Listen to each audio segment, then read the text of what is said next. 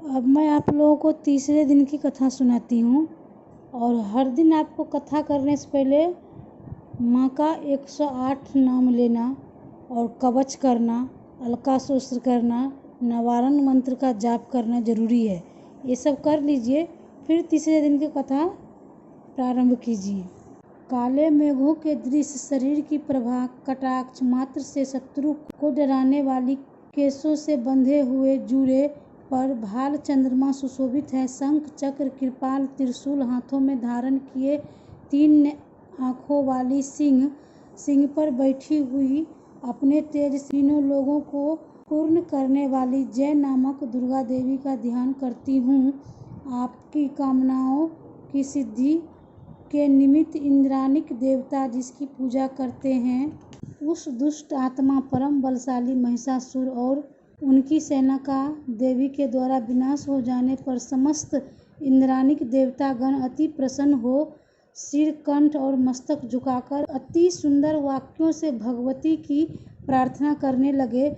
जिस भगवती की ही शक्ति से यह संपूर्ण विश्व उत्पन्न हुआ है, जो भगवती समस्त देवताओं की शक्ति स्वरूपा है और जिसका समस्त देवता तथा महर्षिगण पूजा करते हैं, ऐसी जगदम्बिका देवी को हम शक्ति सहित प्रणाम करते हैं। वह हमारा कल्याण करे। ब्रह्मा, विष्णु और शंकर भी जिसके अतुल्य प्रभाव और शक्ति का वर्णन नहीं कर सकते हैं, वह चंडिका देवी विश्व का पालन करे तथा अशुभ भय का विनाश करने को तैयार होवें।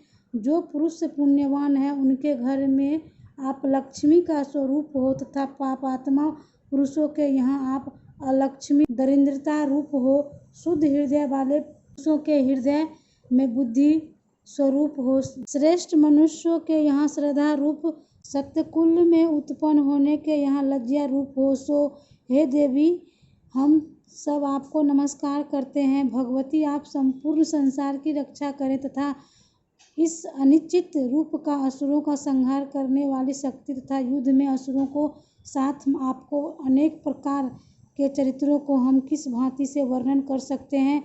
त्रिगुणी में होते हुए भी सारे संसार का हेतु हो, आप में दोष नहीं ज्ञात होते। ब्रह्मा, विष्णु और महेश भी आपके पार पाने में असमर्थ है। आप ही सबकी आश्रय हो। वह अखिल विश्व आप ही का अंश मात्र है। आप ही अव्यकृत तथा परम प्रकृत आदि शक्ति हो। हे देवी, समस्त यज्ञों में मंत्र रूप तुम्हारा नाम उच्चारण कर हवि देने से संपूर्ण देवता तृप्त हो जाते हैं। वह स्वाहा रूप आप ही हो और देवी, तुम्हारे द्वारा देवता, ऋषि और पितृगण तृप्त होते हैं। इस कारण स्वधा रूप भी आप ही हो।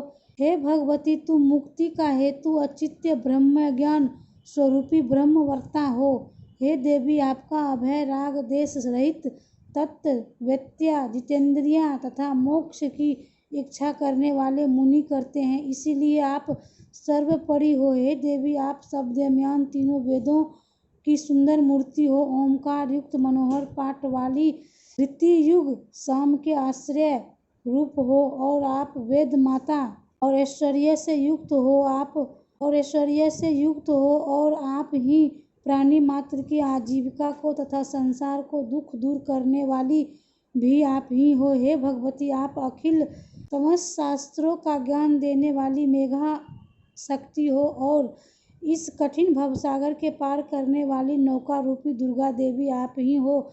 हे देवी, कैटभ विनाशिनी, भगवान विष्णु के हृदय में वास करने वाली लक्ष्मी हो और महादेव जी से सम्मान प्राप्त गौरी स्वरूप आप ही हो। भगवती, पूर्ण चंद्रमा के तुल्य निर्मल तथा स्वर्ण के दृश्य कांतिमान मंद मंद मुस्कुराते हुए मुख को देखकर भी क्रोध से युक्त हो महिषासुर ने आपके ऊपर प्रहार किया था, सो बड़े आश्चर्य की बात है। हे देवी, आपकी क्रोध युक्त मुख तथा उदय होते हुए चंद्रमा के तुल्य छवि को देखकर भी जो महिषासुर ने प्राण नहीं छोड़ा, यह भी विचित्र बात है, क्योंकि क्रोध युक्त यमराज को देख कौन जीवित रहने की शक्ति रख सकता है। हे देवी, आप प्रसन्न हो जाइए, क्योंकि आप संसार के कल्याण के लिए ही उत्पन्न हुई हो, क्योंकि आपके क्रोध करने से सबका नाश हो सकता है।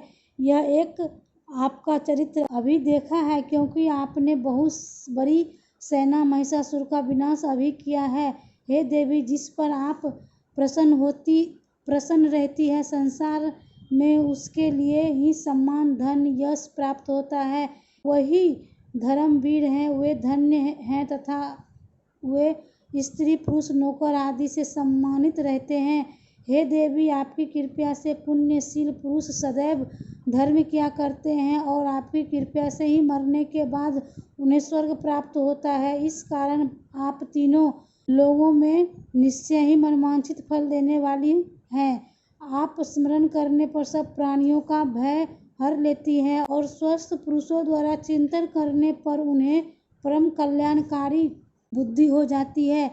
दरिद्रता के दुख और भय को नष्ट करने वाला तुम्हारे अलावा और कौन है? समस्त जीव मात्र के उपहार करने के लिए निश्चय ही आप दया से परिपूर्ण हैं।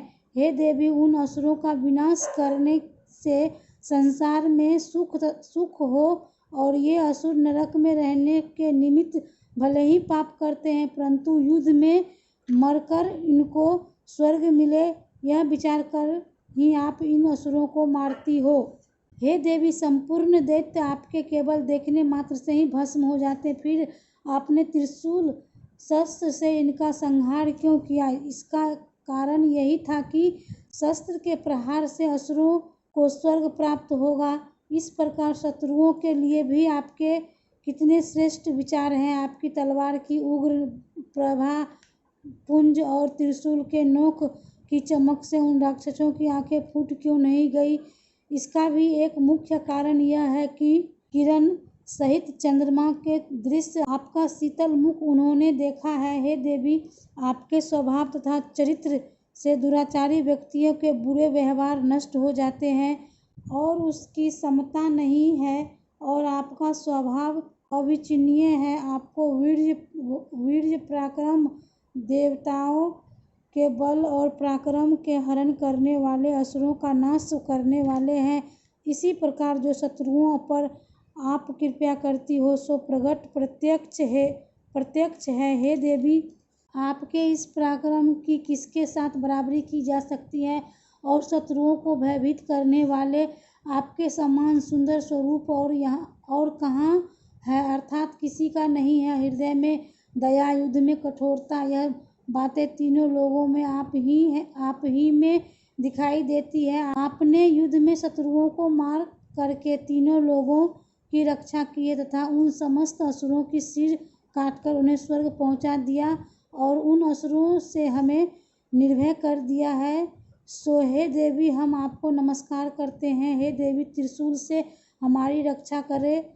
हे अंबिके, इस खड्ग तलवार से हमारी रक्षा करो। घंटा की ध्वनि, धनुष की टंगार से हमारी रक्षा कीजिए। हे चंडिके देवी, पूर्व, पश्चिम, उत्तर, दक्षिण इन चारों दिशाओं में अपने इस त्रिशूल को घुमाकर हमारी सबकी रक्षा करें। तीनों लोकों में आपके सुंदर तथा भयानक रूप घूमते रहते हैं, उन सब रूपों से हमारी और पृथ्वी की रक्षा करें। हे अंबिके, आपके कर कमलों में खड्ग, शूल, गदा आदि सुशोभित है, उन सब से हमारी रक्षा कर। ऋषि बोले, जब देवताओं ने जगदम्बा श्री दुर्गा देवी की नंदन वन में सुंदर पुष्पों तथा सुगंधित चंदन से पूजा और स्तुति की और भक्ति भाव से सुगंधित धूप से अर्चना किया, तो देवी ने प्रसन्न मुख हो देवताओं से कहा। देवी बोली, हे देवताओं, आपके मन में जो अभिलाषा है सो वरदान मांगो। देवता बोले, आपने सब कुछ कर दिया, अब कुछ भी अविशेष नहीं है। हे महेश्वरी, आपने हमारे बैरी महिषासुर का नाश कर दिया। इस पर भी आप यदि हमें वरदान देना चाहती हो तो हे भगवती, आपत्ति के समय में जब जब हम आपका स्मरण करें तब तब दर्शन देकर हमारे दुखों को दूर करने, और हे अमल मने प्रसन्न मुख वाले, जो मनुष्य इस शस्त्र से आपका ध्यान करे उनके लिए धन, ऐश्वर्य, स्त्री, संतान आदि की वृद्धि करना। और हे अंबिके, आप हम सब पर सदैव प्रसन्न रहना। ऋषि बोले, हे राजन, देवताओं ने संसार तथा अपने कल्याण के लिए जब इस तरह प्रसन्न कर लिया तो भद्रकाली देवी ऐसा ही होगा। इस प्रकार कह अंतर ध्यान हो गई, अपने स्थान पर चली गई। हे राजन, विश्व की कल्याण करता भगवती किस प्रकार समस्त देवताओं के अंगों पंगों से उत्पन्न हुई थी, यह सब मैंने आपको कह दिया। फिर पार्वती के शरीर से जिस प्रकार अनेकों दुष्ट दैत्यों तथा शुंभ निशुंभ दोनों महाअसुरों को मारने के लिए तथा जगत की रक्षा के लिए और देवताओं को उपकार करने को देवी उत्पन्न हुई, वह सब कथा मैं कहता हूँ, सो तुम ध्यान से श्रवण करो।